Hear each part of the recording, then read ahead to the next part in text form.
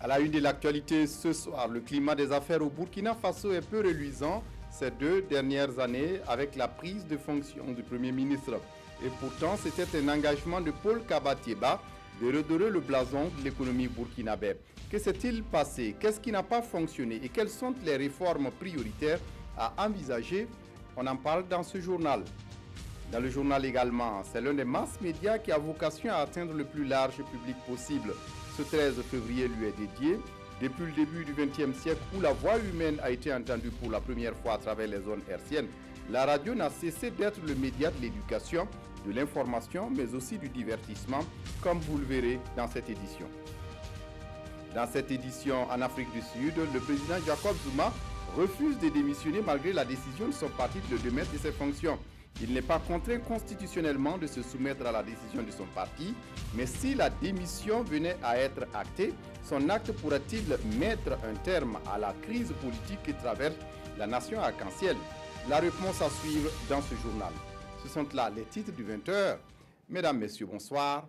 Ravi de vous retrouver.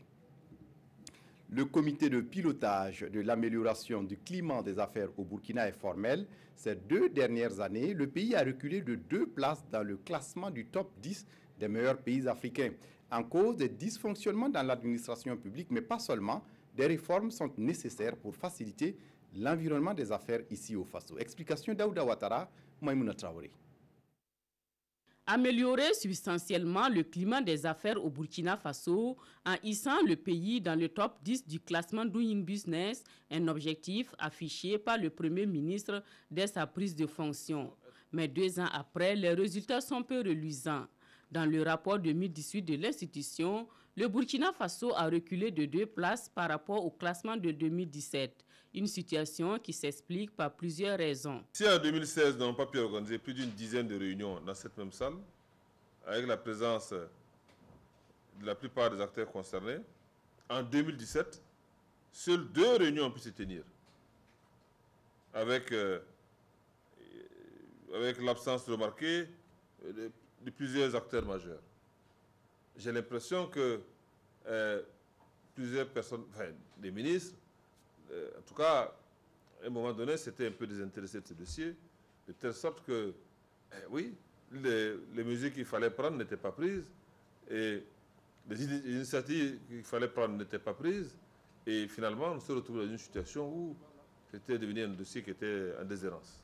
Le Burkina Faso était un pays qui ne peut pas se permettre d'avoir un environnement des affaires qui ne soit pas attractif. Le comité de pilotage du suivi de l'amélioration du climat des affaires veut redresser la barre. Cette réunion est la première de 2018. Il s'agit pour les membres de prendre connaissance du nouveau dispositif de pilotage, d'examiner et adopter le projet de matrice des réformes 2018. Je pense qu'il est temps que nous relevions le défi et que nous prenions toutes les mesures qu'il faut pour en tout cas faire en sorte que l'engagement que nous avons pris pour faire de notre pays un pays qui soit ouvert sur le monde, un pays ouvert sur les autres pays de la sous-région, un pays là où il fait bon entreprendre, un pays attractif par l'environnement des affaires, par la fiscalité, par la facilité à contractualiser, par la facilité également à obtenir des abonnements d'électricité, à payer ses factures d'eau, à payer ses impôts, etc. Tout cela qui facilite l'environnement des affaires. Le Premier ministre invite les acteurs impliqués à tenir régulièrement les rencontres afin que le Burkina Faso puisse se hisser aux meilleures places des pays les plus réformateurs. Et dans ce contexte de relance de l'économie burkinabé, le pays est en phase d'adopter un plan d'urgence pour l'industrialisation dans les filières stratégiques de l'économie, comme la filière bétail-viande, la filière textile et la filière fruits et légumes. Ce sont des filières porteuses selon le gouvernement burkinabé et créatrices d'emplois décents. Le document de plan d'urgence est en phase de validation à Ouagadougou. On en sait un peu davantage avec Bouma Ernest Nebié. L'un des objectifs de la politique gouvernementale est l'amélioration des conditions de vie des populations à travers la réduction de la pauvreté. Et l'atelier de ce jour qui s'inscrit dans ce sens vise à valider le document du programme d'urgence pour la mise en place d'unités industrielles dans les filières stratégiques de l'économie burkinabé. un document élaboré l'année dernière par des experts en la matière. Pour réduire la pauvreté, il faut forcément créer des emplois décents. Et donc, les emplois décents se créent facilement à travers donc, les unités de production, notamment les unités manufacturières. Donc, à ce titre, nous envisageons donc la création de 623 000 emplois indirects et bien sûr de 50 000 emplois directs à travers donc l'implémentation des unités de production dans les filières porteuses, notamment, je vais citer la filière bétail-viande, je vais citer la filière coton-textile et la filière légumes et fruits. Après les amendements du contenu du document, les participants issus des différents départements ministériels vont se pencher sur le plan opérationnel de mise en œuvre de ce programme d'urgence d'industrialisation. Un programme d'industrialisation qui devra permettre au Burkina de relancer l'exportation de ses produits manufacturiers et de réduire ses importations en la matière. Ce programme d'urgence est également une occasion pour l'État burkinabé d'engranger d'énormes recettes pour le financement d'autres secteurs de développement. Et l'association Burkina Wamedo lance une foire de valorisation des produits Made in Burkina. Une foire dénommée Burkina qui se tiendra à partir du 19 février prochain. Plus de 150 stands seront installés à la Maison du Peuple et plus de 300 visiteurs attendus quotidiennement. Les promoteurs de la foire attendent également des hommes d'affaires étrangers. Mouni Soubega. L'association Burkina Wamedo s'engage dans la promotion des produits Made in Burkina. À travers une foire dénommée Burkindaga qui se tient du 19 au 25 février 2018, les membres de cette association entendent œuvrer à la valorisation et à la promotion des produits locaux. Nous, on prend en compte tous les acteurs, tous les artisans qui sont dans le domaine de la production. Parce que notre objectif, notre intention, c'est de faire la promotion des artisans au Burkina Faso et de relancer l'économie à travers l'artisanat et la production interne. Donc quand vous regardez aujourd'hui, il y a beaucoup de partenaires qui s'annoncent, donc ça fait qu'il y a de l'engouement à l'intérieur. Quand vous regardez les menuisiers, les tapissiers, ils sont à pied d'œuvre pour nous présenter les produits les plus beaux et les plus présentables aux yeux des autres, parce que nous avons 600 hommes d'affaires qui doivent venir au Burkina Faso. La foire se tient en partenariat avec Africalia 2018, une collaboration qui permettra aux participants de découvrir les produits du Burkina. On n'a jamais eu de foire où 600 hommes d'affaires étrangers viennent visiter. Donc aujourd'hui, si nous avons la chance que des Russes, des Chinois et aussi des Américains, des Français, des Hollandais viennent visiter les produits fabriqués au Burkina Faso, nous avons eu plusieurs séances de travail. Plus de 300 visiteurs sont attendus par jour à la foire Burkindaga. 2 sites ont été retenus pour abriter les expositions. Il s'agit de la salle de conférence de Ouaga 2000 et de la Maison du Peuple. Les transporteurs routiers du Burkina ne sont pas contents des tracasseries qu'ils subissent sur le corridor Ouagadougou-Lomé. Face à la presse, ils dénoncent la non-application d'une circulaire qui consacre la suppression des taxes de traversée communale sur l'axe. Que dit exactement cette circulaire et qu'est-ce qui fonde l'opinion de ces transporteurs routiers? Les détails avec Nathalie Sawadou. L'Union des chauffeurs routiers du Burkina, l'UCRB, dénonce une fois de plus les tracasseries sur le corridor Ouagadougou-Lomé. Face à la presse, elle dit prendre à témoin l'opinion nationale. Depuis plusieurs années, les chauffeurs routiers font l'objet d'harcèlement et de raquettes par les agents communaux par l'entremise d'une taxe de traversée communale initiée par ces derniers. Face à cette situation, une lettre circulaire a été adressée à tous les gouverneurs de la région depuis 2006, avec pour objet suppression de la taxe de traversée communale ne répondant à aucun critère juridique légal. Au regard de ce qui précède, nous vous annonçons que cela 12 ans que les autorités communales n'appliquent toujours pas la circulaire ci-dessus mentionnée. L'on se souvient du mouvement d'humeur des chauffeurs routiers suite à une mésentente avec les forces de sécurité. Pour la résolution de la crise, un accord avait été signé le 5 août 2017. L'Union, sur initiative personnelle, a décidé de diligenter une mission sur le dit corridor pour observer l'application de cet accord. Le rapport de mission fait ressortir les constats suivants.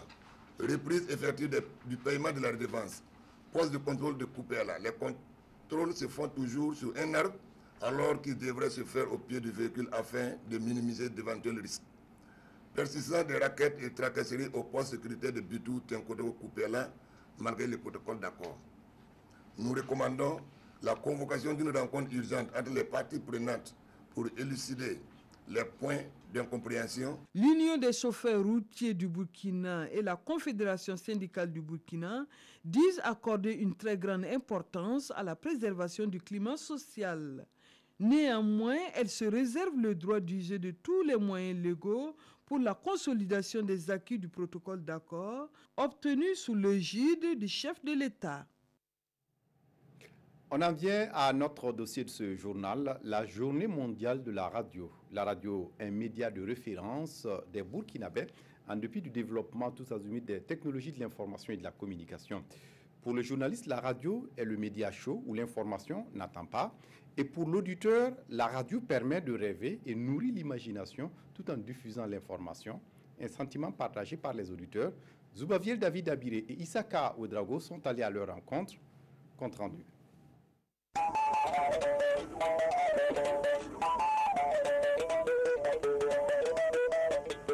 Le jingle annonce le journal de la mi-journée sur Radio Burkina. Scotché à son poste récepteur, Yamba Bila s'apprête à prendre les nouvelles du pays et du monde. Pour lui, c'est un rituel. La radio, c'est son média de prédilection. Le journal du matin, j'écoute ça. Dans ma voiture, j'écoute la radio. À 13h, j'écoute le journal parlé avec votre émission Sémanticité et les nouvelles nécrologiques. Vous avez un journaliste actuellement, quand je l'écoute,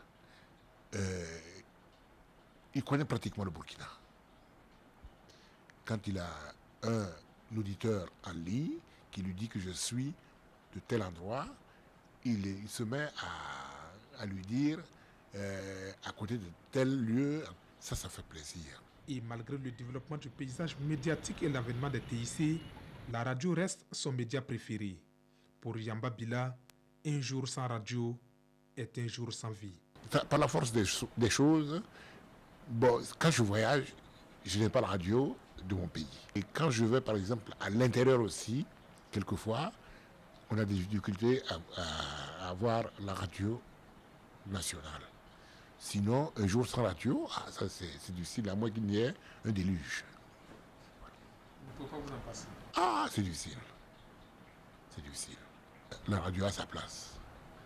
En ce sens que nous ne sommes pas tous... Bon, c'est comme je vous dis, hein, les gens de mon âge, votre tic là, bon, nous ne sommes pas trop forts dans ça. On ne connaît pas vos histoires en ligne, lire les machins en ligne. Non, moi, c'est l'oreille. Je capte, j'écoute. Et comme Yamba Bila, ils sont nombreux les Burkinabés qui ne peuvent se passer de radio. Ce média fait partie de leur quotidien et contribue à l'évolution des mentalités.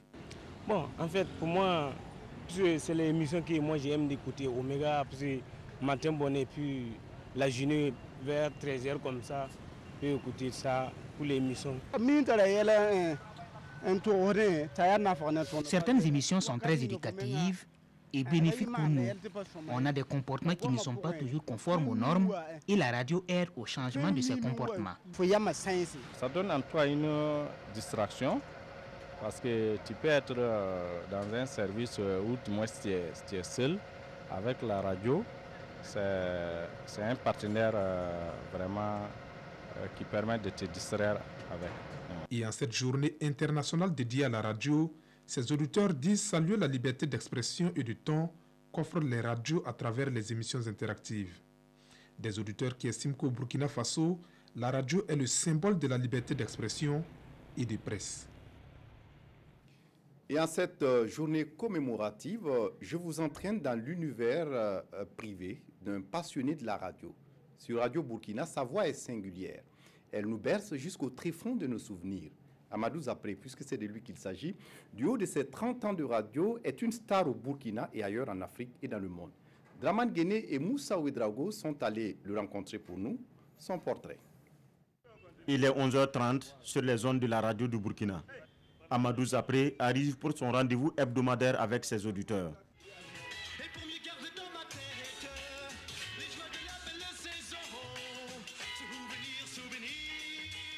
Très ravi de vous retrouver pour le meilleur et pour le meilleur à l'émission la plus climatisée de la radiodiffusion télévision du Burkina. J'aimerais parler d'ici de Souvenirs.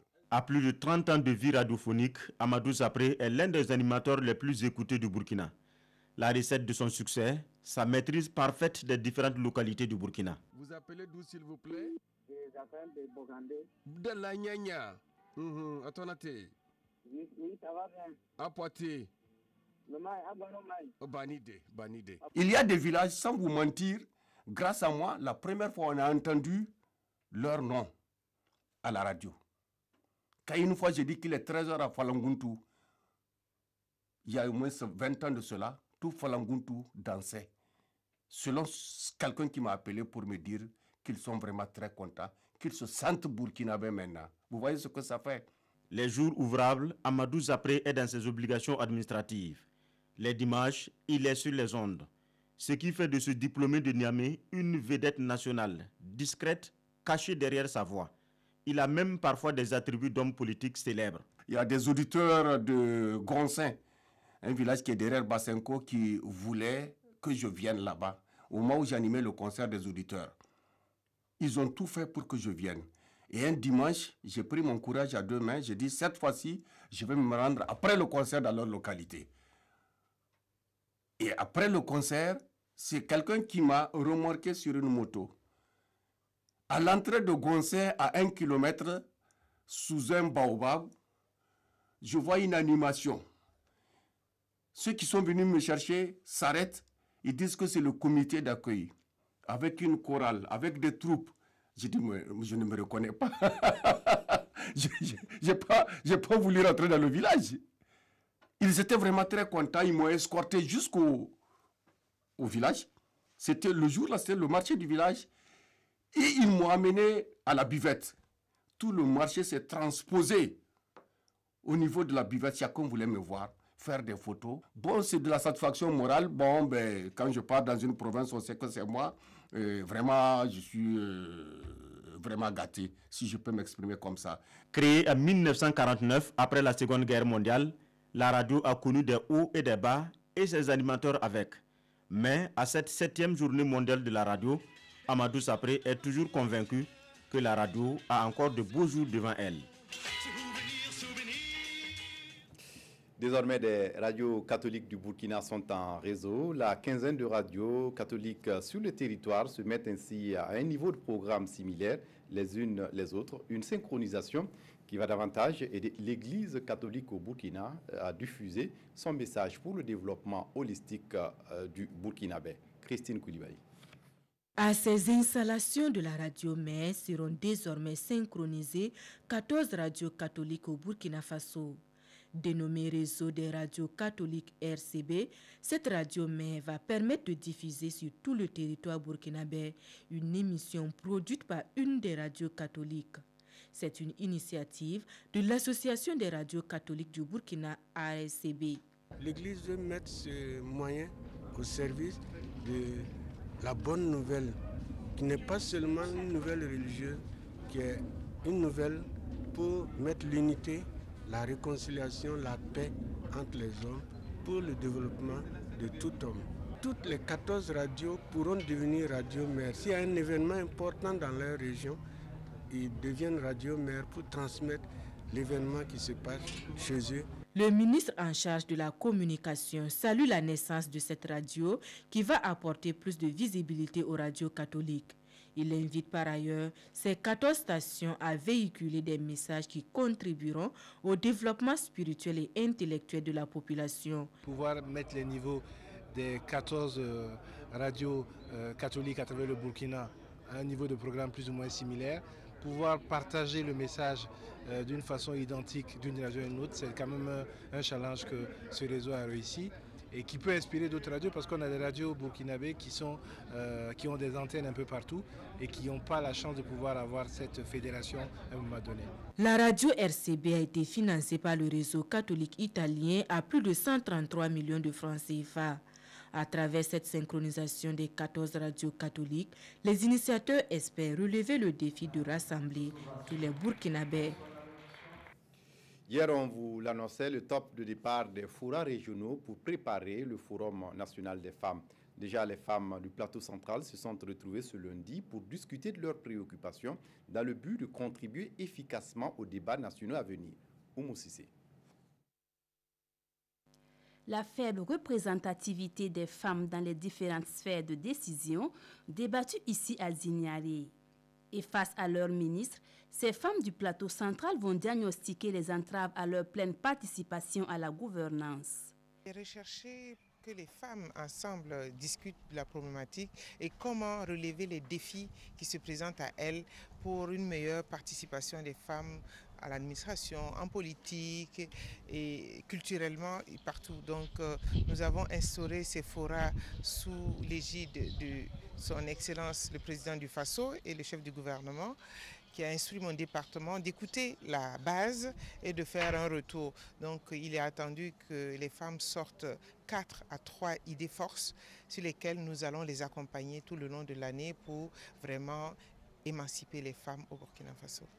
Et le chemin semble encore long au regard des chiffres. Il n'y a que 6 femmes dans le gouvernement Paul Kabatiba 3, 41 femmes préfets sur 350, 4 gouverneurs sur 13 et 14 femmes sur 124 élus nationaux. Et selon Laurence Ilboudo, la mise en œuvre des recommandations issues de ces forats régionaux devront permettre d'améliorer la condition de la femme au Burkina Faso. En attendant, les meilleures entreprises féminines de la région ont été récompensées. Et puis le médiateur du Faso dans cette tournée régionale était à Koupéla dans le Kouritenga. Sarah Sérémé s'est entretenue à l'occasion avec les populations après les avoir exposé ses missions et prérogatives. Maxime Zango. À Koupéla, tout comme dans les autres localités, Sarah Sérémé et la délégation qui l'accompagne ont d'abord tenu à rendre visite aux autorités coutumières garantes de la tradition.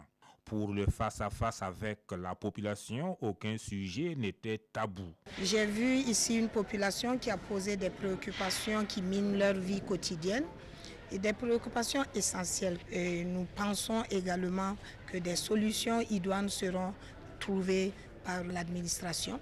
Monsieur le gouverneur qui nous a accompagnés tout au long de cette étape a pris connaissance déjà qu'il avait beaucoup de dossiers à son niveau. Des préoccupations tout aussi émouvantes les unes que les autres ont trouvé réponse ou tout au plus obtenu des renseignements utiles pouvant favoriser leur solutionnement. Il y a certaines qui étaient venues qui voulaient exposer leurs problèmes pour des cas.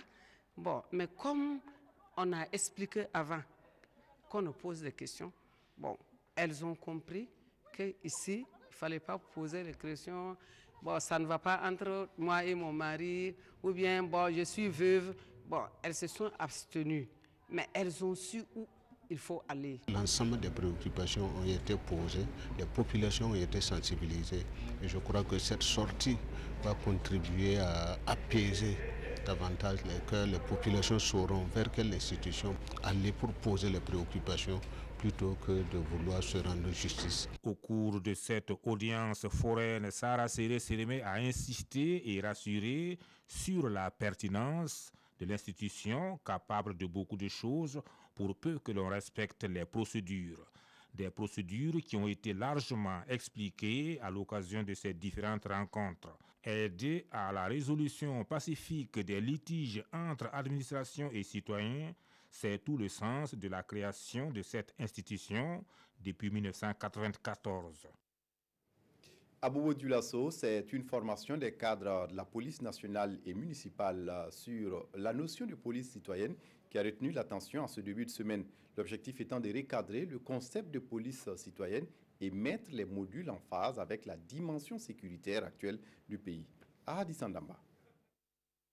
C'est un atelier de réadaptation de modules de formation en police citoyenne. Venus des 4 coins du Burkina Faso, ces cadres de la police nationale et municipale vont à travers un partage d'expériences donner de nouvelles orientations à cette politique sécuritaire. Une politique qui vise à dynamiser davantage la police de proximité avec à la clé faire du citoyen un partenaire sûr des agents de sécurité. au fur et à mesure que nous progressons sur le terrain, les failles constatées, il faut essayer de venir s'asseoir, se réunir et revoir comment nous allons partir sur de bonnes bases. Chaque participant doit œuvrer à la bonne marche de la revue de ces modules. Parce que si le module n'est pas bien fait, la collaboration devient très difficile sur le terrain. Cet atelier qui s'étalera sur 3 jours se tient sous la houlette de la fondation Hans Zaidel. La sécurité au Burkina Faso, comme dans les pays voisins, ne pourra être garantie si police et citoyens-citoyennes travaillent ensemble. Et la fondation Hans Zaidel, avec ses partenaires, cherche à fournir une modeste contribution. A noter que c'est depuis 2012 que la fondation Hans Zaidel œuvre aux côtés des autorités burkinabées au changement de l'image des policiers vis-à-vis des populations. Et depuis, ce sont environ 2000 policiers, tous grades confondus, qui ont été formés dans ce cadre. Toujours à Bobo-Dioulasso, la surpopulation carcérale, la prison civile de Bobo-Dioulasso bientôt résolue, la question mérite d'être posée car l'espoir renaît avec 2 bâtiments neufs réalisés par l'État burkinabé. Les travaux avancent, mais des erreurs ont été signalées dans la réalisation du bâtiment destiné aux prisonniers. Les briques utilisées ne sont pas conformes aux normes de construction d'une prison. À qui la faute? En tout cas, le département en charge des prisons demande des comptes aux services techniques qui ont piloté l'étude. Explication, Amadou Lougué. Les travaux sont en cours, le chantier avance. 76% de taux d'exécution, 2 bâtiments pour augmenter la capacité d'accueil de la maison d'arrêt de correction de Bobo-Dioulasso. Le ministre de la Justice, René Bagoro, vient constater l'état d'avancement des travaux. Notre visite aujourd'hui, c'est non seulement de voir l'évolution du chantier, nous sommes satisfaits, en tout cas de ce qui s'est fait au niveau du bâtiment administratif, mais aussi de recueillir les difficultés sur le terrain, notamment au niveau de l'entrepreneur, mais aussi notre personnel qui suit le dossier. Voici le bâtiment réservé à l'administration, R+2 non extensible, avec 34 bureaux. Ici, pas d'irrégularité constatée dans le chantier, mais ce n'est pas le cas pour le second bâtiment destiné aux détenus. R+2 extensible en R+3. Capacité d'accueil, environ 500 places reparties en 87 cellules. Certaines parties de ce bâtiment ne sont pas érigées dans les règles de l'art. Le gouvernement entend bien demander des comptes aux coupables. Mais je dois le reconnaître, nos services techniques ont failli. Parce que le bâtiment, lorsqu'on l'a conçu, on n'a pas tenu compte du fait que les cellules qui doivent recevoir les détenus doivent être, par exemple, construites avec des briques pleines. Et donc l'entrepreneur a mené les activités conformément donc au cahier des charges. On se rend compte effectivement, nous avons eu un nouveau personnel. Bon, après analyse, on s'est rendu compte qu'il fallait avec des briques pleines. Et ça, c'est une responsabilité entière de mes services techniques. Et dès que je vais arriver à Ouagadougou, les responsabilités seront situées. Nous allons corriger la situation, mais les responsabilités aussi doivent être situées pour qu'on sache qui n'a pas fait son travail à un moment donné. Dans tous les cas, que ce soit briques pleines ou briques creuses, on ne peut pas garantir à 100% que le détenu ne peut pas en tout cas creuser. Mais nous sommes sûrs que lorsque les briques sont pleines, il est plus difficile pour le détenu de creuser pour s'échapper justement à la mesure qui lui est imposée. Avec une telle erreur, faudra-t-il reprendre le bâtiment ou alors poursuivre un chantier qui bafoue les normes de sécurité des maisons d'arrêt? Dans tous les cas, la note sera salée. Il est clair que ça va jouer sur le délai et également ça va impacter sur le coût. Mais nous préférons avoir un bâtiment qui correspond aux normes, même si ça va proroger des délais et induire une incidence financière, que d'avoir un bâtiment peut-être vite fini mais non conforme aux standards. Déjà, l'ensemble du projet coûte à l'État près de 2 milliards de francs CFA. La fin des travaux était prévue pour fin janvier 2019. En Afrique du Sud, le président Jacob Zuma refuse de démissionner malgré la décision de son parti de le démettre de ses fonctions. Il n'est pas constitutionnellement contraint de soumettre à la décision de son parti, mais s'il arrivait à démissionner, son acte pourra-t-il mettre un terme à la crise politique que traverse la nation arc-en-ciel? Suivez plutôt. La démission de Jacob Zuma mettra-t-elle un terme à la crise politique qui paralyse l'Afrique du Sud? Rien n'est sûr, mais c'est ce qu'espère le parti au pouvoir. le Congrès national africain. Ce mardi, l'ANC a ordonné la démission du président, mis en cause dans de nombreuses affaires de corruption. L'ANC a décidé ce qui suit. D'une part, de rappeler Jacob Zuma. Et d'autre part, nous nous sommes mis d'accord pour que des liens soient gardés entre les officiels de l'ANC et le président Zuma. L'ANC s'est dit certain que le président fera connaître sa réponse ce mercredi. Pour ses habitants de Johannesburg, il doit démissionner. C'est difficile pour lui de démissionner, mais je pense que c'est la meilleure décision pour lui. Aujourd'hui, plus il décide de rester, plus cher il nous coûtera, en plus de ce qu'il nous a déjà coûté. Jacob Zuma, qui est associé à une série de scandales qui ternissent l'image de son parti, pourrait toutefois refuser de démissionner. Aucune obligation constitutionnelle ne l'oblige à se soumettre. Et puis, dans ce journal, la revue de presse des quotidiens de ce mardi, revue de presse signée Vincent Tiendrebego. Partira ou partira pas, le sort du président sud-africain analysé dans les quotidiens burkinabés. Pour l'observateur Palga, le départ de Jacob Zuma du pouvoir, s'il n'est impossible, est tout au moins difficile à négocier. Car, contrairement à son prédécesseur Thabo Mbeki qui a vite rendu les armes au premier son du corps de l'ANC, Zuma, lui, veut marchander sa démission au fort prix. Sa première condition, préalable à son départ, est une immunité pour lui et des garanties pour sa famille.